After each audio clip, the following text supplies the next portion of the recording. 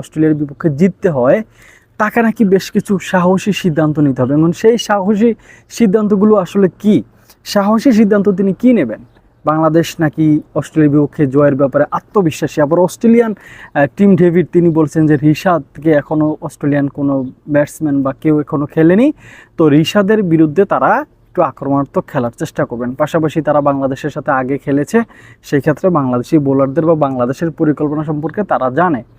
এই সমস্ত কথাবার্তা যদিও সংবাদ মাধ্যমে বলেছেন, দুই পক্ষ থেকেই বলা হয়েছে, কিন্তু ইন্ডিভিজুয়ালি প্রত্যেকেরই আলাদা আলাদা কিছু পরিকল্পনা থাকে ম্যাচ শুরুর আগে।